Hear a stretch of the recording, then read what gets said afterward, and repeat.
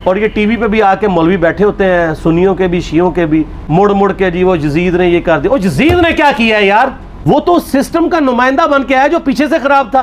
یزید کو لے کے بیٹھے ہیں، یزید یزید یزید یزید، بھائی پیچھے سے معاملہ خراب ہوا ہوا ہے۔ اگر نہیں یقین آتا تو یہ بخاری مسلم کی میں نے آلموسٹ 200 سے زیادہ حدیث مین اسٹریم کی کتابوں سے اکثر بخاری مسلم سے جمع کیے، پڑھیں۔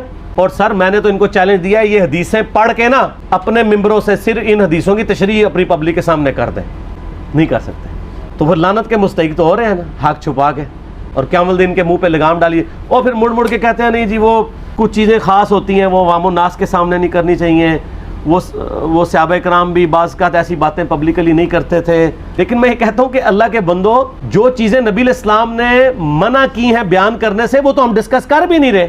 میں نے آج تک آپ کو منافقین کے نام بتائے ہیں؟ آپ نے حذیفہ ابن یمان کو بتائے تھے نا آپ صلی اللہ علیہ وآلہ وسلم نے، صحیح بخاری میں آتا ہے، تو میں نے آپ کو بتائے، آپ رازدار رسول تھے، وہ ختم ہوگی بات۔ میں نے کبھی ڈسکس کی ہے؟ اگرچہ میں نے صحیح مسلم کی حدیث 7035 نمبر ڈسکس کی ہے کہ نبی علیہ السلام نے فرمایا میرے صحابہ میں 12 منافق ہیں، وہ کبھی بھی جنت میں داخل نہیں ہوں گے یہاں تک کہ سوئی کی ناکے سے اونٹ نہ گزر جائے، اور ان میں سے 8 ایسے ہیں جس کی کمر پہ دوبیلا پھوڑا نکلے گا۔ میں نے آج تک آپ کو بتایا کہ کس کس کی کمر پہ دوبیلا پھوڑا نکلا اور اس کی موت اسی پھوڑے میں ہوئی ہے، بتایا؟ تو میں تو وہ چیزیں ڈسکس بھی نہیں کر رہا۔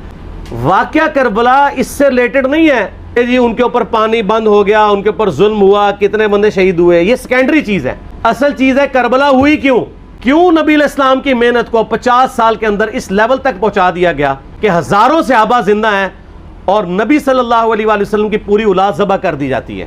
ہم تو یہ کہہ نہیں رہے کہ کیسے ذبح کیا انہوں نے، آری چلائی تھی یا تلوار چلائی تھی، یہ تو واقعہ کربلا تو سب کو پتہ ہے، ان کی شہادت بھی سب کو پتہ ہے۔ جامعہ ترمذی میں حدیث ہے حسن و حسین جنتی نوجوانوں کے سردار ہیں، اور ان کی والدہ جو ہیں وہ جنتی عورتوں کی سردار ہیں، اور المستدرک الحاکم میں حدیث ہے حسن و حسین جنتی نوجوانوں کے سردار ہیں اور ان کے والد ان سے بھی بہتر ہیں۔ تو یہ تو ڈیفینٹ حدیثیں ہیں، یہ تاریخ تو نہیں ہے، نبی علیہ السلام کے فرامین ہیں۔ تو ان کی موجودگی میں ان کے ساتھ یہ کچھ کیا جائے تو ہم نٹی گرٹیز میں نہیں پڑھتے، ہم اس تھیم کے اوپر کہ یہ کون سی چیز تھی جس نے خلافت راشدہ کو ملوکیت میں بدل دیا، ہم اس تھیم کے اوپر بات کرتے ہیں۔ ہم کہتے ہیں چھوڑ دیں، بندے ہندے چھوڑیں، الٹیمیٹلی کیا نکلا ہے، کس کی وجہ سے ہوا ہے، وہ تو حدیث کی کتابوں میں موجود ہے۔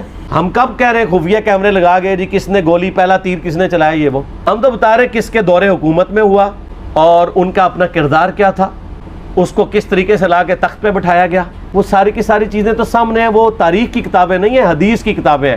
اگر آپ کہتے ہیں کہ بخاری مسلم سے ہم نے صرف رفع الیدین کی حدیثیں لینی ہے یا ایمانیات کی حدیثیں لینی ہے اور باقی جو بخاری اور مسلم میں آل امیہ کی بدماشیوں کو ننگا کیا گیا ہے وہ ہم نے نہیں لینی ہے، سر پھر آپ اپنے آپ کو کلیئر کٹ، پھر ہم آپ سے واقعہ کربلا نہیں ڈسکس کریں گے، حجیت حدیث میں بات کریں گے۔ آپ کو اپنے آپ کو منکرین حدیث کہنا پڑے گا، یہ آپ اسکروٹنگ کیسے کریں گے؟ اس سے بڑی بات مجھے یہ بتائیں کہ عظمت صحابہ بڑی چیز ہے یا عظمت محمد رسول اللہ صلی اللہ علیہ وآلہ وسلم؟ تو بریلوی یہی تو رونا رو رہے ہیں، وہ کہہ رہے ہیں جی قرآن میں تھوڑی آیات ہیں، آپ پھر مڑ مڑ کے پڑھتے ہیں قل انما انا بشر مثلکم، اس میں تو نبی علیہ السلام کی تنقیص ہو رہی ہے۔ تو ہم ان کو کیا کہتے ہیں کہ تنقیص مقصد نہیں، نعوذ باللہ نہ ہو رہی ہے، آپ افضل البشر ہیں لیکن آپ کی اسپیشیز بشر ہے، یہ ہم اپنا عقیدہ سمجھتے ہیں، وہ اس کو تنقیص شمار کرتے ہیں۔ تو پھر اس وقت آپ بھی بریلویوں کی بات مان کے تو یہ آیات پڑھنا چھوڑ دیا کریں نا۔ آپ کہتے ہیں نہیں آیات ہے کیوں نہ بیان کریں، تو ہم بھی کہتے ہیں احادیث ہیں کیوں نہ بیان کریں کہ صحیح بخاری میں حدیث ہے 2812 عمار کو ایک باغی جماعت قتل کرے گی، وہ جماعت دوزخ کی طرف بلا رہی ہوگی اور عمار ان کو اللہ اور جنت کی طرف بلا رہا ہوگا۔ اب اس کے نرغے میں جو آتا ہے وہ آئے، میں اپنے نبی سے ٹکر لے لوں آپ لوگوں کے منہ کا خیال رکھتے ہوئے کہ میں نبی علیہ السلام کو کہوں کہ آپ نے کیوں ایسی بات کر دی کہ مولا علی کے مخالفین کو آپ نے دوزخ کی طرف بلانے والی جماعت کہہ دیا، میں اپنے نبی سے ٹکر لے لوں تو لیں آپ ٹکر، جائیں سیدھا دوزخ میں، اور تھوڑی جرت کریں آپ یہ کہا کریں کہ اے اللہ، اپنے لیے کہا کریں کہ اللہ تعالیٰ آپ کا حشر یزید اور یزید کے آباء و اجداد کے ساتھ کرے اور اس کی اولاد کے ساتھ۔ ہم کہتے ہیں کہ اللہ تعالیٰ ہمارا حشر جو ہے وہ مولا حسن حسین، مولا علی علیہ السلام اجمعین اور اہل بیت کے ساتھ کرے، آمین۔ اور آپ میں تو اتنی جرت نہیں آپ یہ بات بھی کر سکیں کیونکہ ان کو پتہ ہے۔ تو نبی علیہ السلام کی احادیث کو بیان کرنے کو یہ سمجھتے ہیں کہ جی اس سے مصیبت کھڑی ہو جائے گی تو اپنے آپ کو منکرین حدیث ڈکلیئر کریں، پھر حجیت حدیث کا مقدمہ ڈسکس ہوگا، پھر کربلا نہیں ڈسکس ہوگی۔ میں وہ چیزیں ڈسکس کر رہا ہوں جو نبی علیہ السلام نے علامات النبوہ میں بتائی ہیں۔ یہ امام بخاری حدیث نبوت کی دلیل کے چیپٹر میں لے کے آئے ہیں، اور امام بہقی نے 3500 احادیث پر مشتمل ایک کتاب لکھی ہے دلائل النبوہ، کہ ہم نبی صلی اللہ علیہ وسلم کو نبی کیوں مانتے ہیں، اس کے اوپر. اور اس میں یہ ساری حدیثیں عمار بن یاسر کے قتل والی لے کے آئے ہیں، بتانے کے لیے کہ دیکھیں ہمارے نبی علیہ السلام کی نبوت کی دلیل ہے کہ آپ نے اپنی وفات کے آلموسٹ 30 سال کے بعد ہونے والے واقعے کو پہلے ہی بتا دیا. یہ حدیثیں چھپانے والی نہیں، بیان کرنے والی ہیں، علامات النبوہ کی حدیثیں. آپ کہتے ہیں چھپائیں. اگر کوئی حدیث دنیا میں نہیں چھپائی جا سکتی نا تو وہ علامات النبوہ والی حدیث ہے، کیونکہ وہ تو نبی صلی اللہ علیہ وسلم کی نبوت کو جسٹیفائی کرتی ہے. ورنہ میرا ایک معصومانہ سوال ہے کہ نبی صلی اللہ علیہ وسلم نے یہ باتیں کر کے ان کے زوم میں نعوذ باللہ امت کو مصیبت میں ڈال دیا. آپ نے خود ہی فرمایا کہ یہ ہوگا. کیوں فرمایا آپ نے؟ میں تو بیان کر کے مجرم ہوں. تو جس نے مجھے خبر دی ہے ان کے بارے میں آپ کا کیا خیال ہے؟ یہ مسند احمد کی حدیث یہ میں نے گھر بیٹھ کے بنائی ہے کہ میری بیوی کا کیا حال ہوگا جس پہ خوف کے کتے بھونکیں گے. تو سیدہ عائشہ سے مجھ سے زیادہ نبی علیہ السلام کو محبت تھی، لیکن آپ اللہ کے پیغمبر تھے، آپ نے اپنے گھر کی خبر بھی نہیں چھپائی، بتا دی کہ یہ ہوگا. اور اس سے بڑھ کے آپ صحیح بخاری میں دیکھیں عمار بن یاسر کا خطبہ ہے. صحیح بخاری میں خطبہ ہے کہ عمار بن یاسر کو مولا علی نے بھیجا کوفے میں. کوفے والے نیوٹرل ہو گئے تھے کیونکہ بصرہ سے سیدہ عائشہ آ رہی تھیں، اور وہاں پہ انہوں نے کہا نہ ہم سیدہ عائشہ کا ساتھ دیں گے نہ مولا علی کا دیں گے. تو عمار بن یاسر کو تیار کرنے کے لیے، یعنی وہاں کے جو عوام تھی اس قتال کے لیے مولا علی نے بھیجا. تو سیدنا عمار بن یاسر نے وہاں پہ کوفے کے ممبر پہ خطبہ دیا. بخاری کے الفاظ ہیں، اوپر والی سیڑھی پہ عمار بن یاسر نے حسن ابن علی کو بٹھایا، حالانکہ حسن ابن علی سے 4 گنا بڑی عمر تھی عمار بن یاسر کی، 90 پلس ہو چکے ہوئے تھے، 3-4 گنا ان کی عمر تھی، لیکن اہل بیت کا احترام کیا. خود نچلی سیڑھی پہ بیٹھے. بخاری کے الفاظ ہیں کہ اے لوگو اللہ نے تمہیں آزمایا ہے، ایک طرف دنیا اور آخرت میں تمہارے نبی کی بیوی ہے سیدہ عائشہ، دنیا اور آخرت میں، یعنی عزت اپنی جگہ قائم. یہاں لوگ سمجھتے ہیں کسی کی غلطی آ گئی تو پتہ نہیں کیا ہو گیا. اور یار اس کا مرتبہ اپنی جگہ ہے، غلطی اپنی جگہ ہے، پیغمبر نہیں ہے وہ. اور دوسری طرف علی ابن ابی طالب ہے. اللہ اب دیکھے گا تم عائشہ کی اطاعت کرتے ہو یا اللہ کی، علی کی نہیں اللہ کی. کیوں؟ یا ایھا الذین آمنوا اطیعوا اللہ واطیعوا الرسول واولی الامر منکم.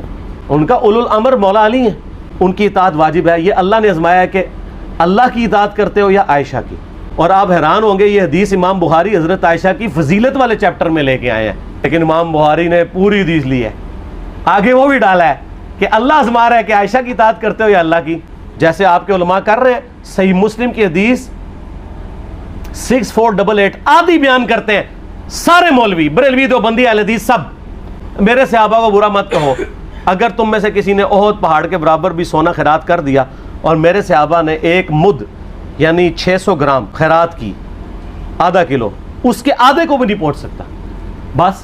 حالانکہ یہ مسلم کی حدیث سٹارٹ اس سے ہوتی ہے کہ عبد الرحمن بن عوف کو خالد بن ولید نے گالیاں دی جھگڑے کے دوران، حالانکہ دونوں مسلمان تھے، دونوں صحابی تھے.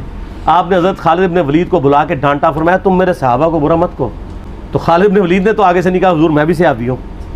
ان کو پتا تھا کہ عبد الرحمن بن عوف نے اس وقت اسلام قبول کیا جب اسلام کا مطلب تھا مار، تکلیف اٹھانا، اور خالد بن ولید نے گولڈن پیریڈ میں صلح حدیبیہ کے بعد اسلام قبول کیا.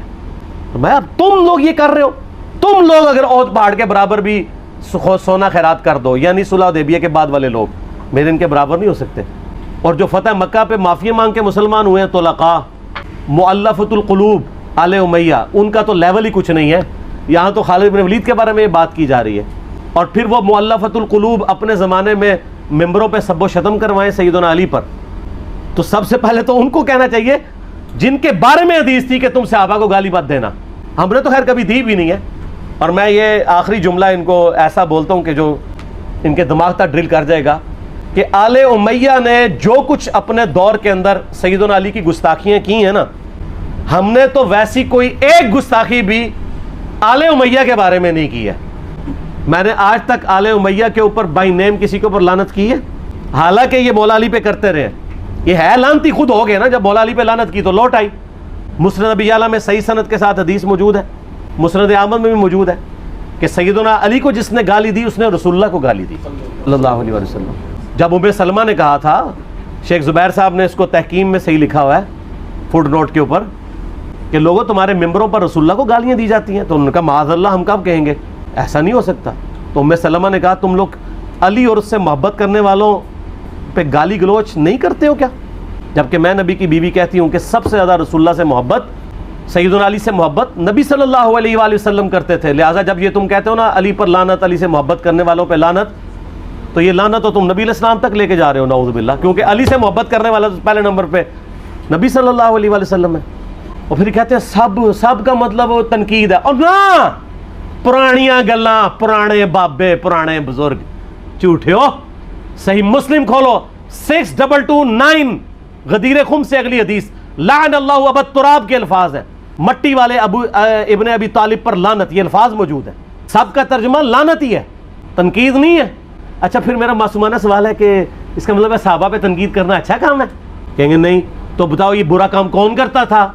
شیعہ کا ابا کون ہے؟ رافضیوں کا ابا کون ہے؟ آل امیہ.